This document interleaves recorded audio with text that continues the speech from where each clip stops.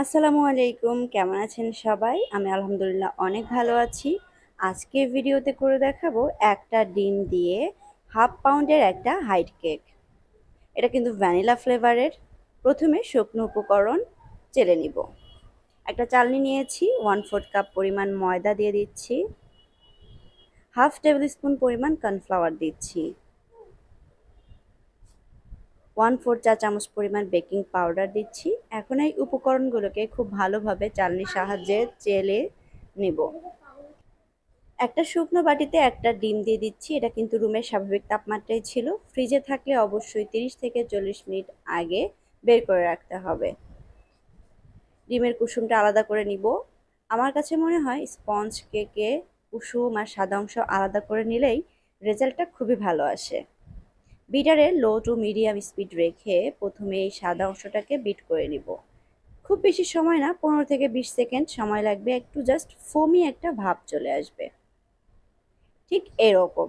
এই পর্যায়ে আমি এটার মধ্যে চিনি অ্যাড করব। এখানে 1/4 কাপ পরিমাণ চিনি আছে। চিনিটাকে 2 বার বা 3 বারে ভাগ করে মিশিয়ে নেবেন। আমি 2 বারে ভাগ করে মিশিয়ে নিয়েছি।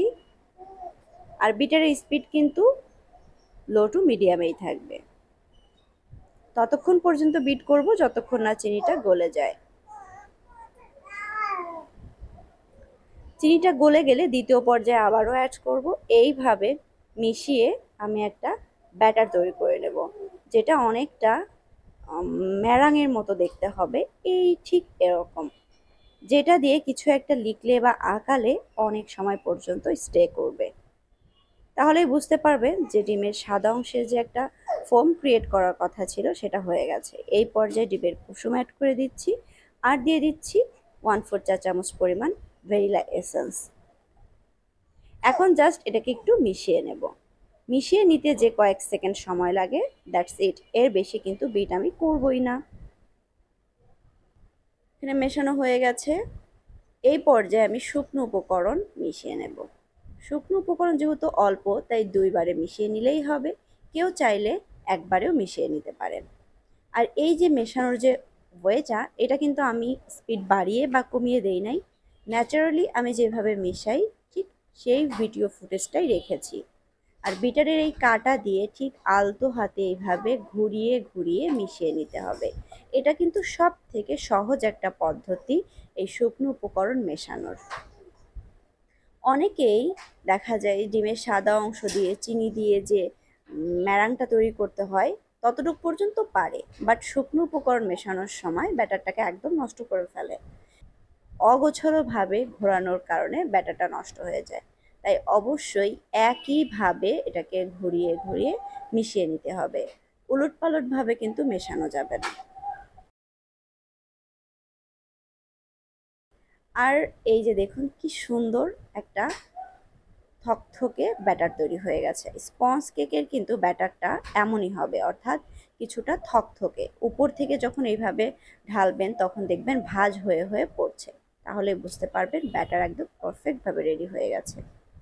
এখানে 4 ইঞ্চি সাইজের একটা হাইট মোল্ড নিয়েছি। নিচে শুধু তেল ব্রাশ করেছি, সাইডে কিন্তু তেল ব্রাশ করিনি। আর একটা বেকিং পেপার দিয়েছি। বেকিং পেপার দিলে কেকটা নিচের দিক থেকে পুড়ে যায় না, আর এটা মোল্ড আউট করতেও সুবিধা হয়। একটা কাঠির সাহায্যে এইভাবে একটু মিশিয়ে নেব, যেন ভেতরে কোনো এয়ার বাবল না থাকে। এয়ার বাবল থাকলে কিন্তু কেক বেক হওয়ার পরেও জায়গায় জায়গায় কিন্তু বাবল ক্রিয়েট হবে, যেটা কেকের জন্য একদমই ভালো না। এইভাবে একটু উপর থেকে নিচে ট্যাপ করে নেবেন। আর এই যে আমি চুলায় কিন্তু আগেই হাঁড়ি বসিয়ে রেখেছিলাম। আমি যখন কেকটা তৈরি করা শুরু করি, মানে যখন বিটার দিয়ে বিট করা শুরু করি, সেই পর্যায়ে কিন্তু আমি পাতিলটা চুলায় বসিয়ে দেই। এতে করে কিন্তু সুন্দরভাবে পাতিলটা প্রিহিট হয়ে যায়। প্রিহিট করা পাতিলের মধ্যে আমি মোলটা দিয়ে দিলাম। আর চুলার জালটা দেখুন এমনভাবে দেব যেন পাতিল ছুঁই ছুঁই একটা অবস্থা হয়।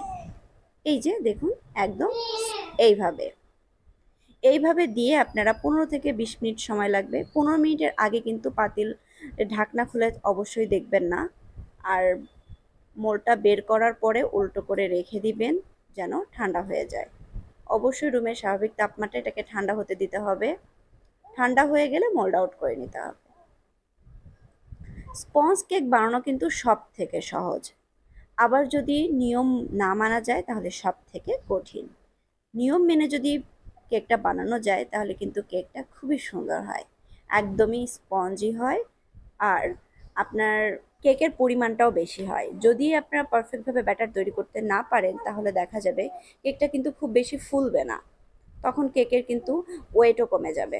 এই যে কেকটা আমি তৈরি করেছি, এই কেকটা যদি আমি ডেকোরেশন করি তাহলে কিন্তু 1/2 পাউন্ডের একটা কেক তৈরি হয়ে যাবে।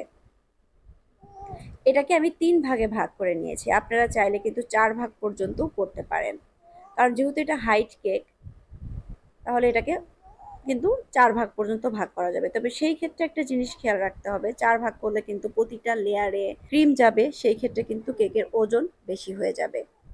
কেকের ওজনের দিকে খেয়াল রাখতে গেলে অবশ্যই 2 থেকে 3 ভাগে ভাগ করে নেবেন।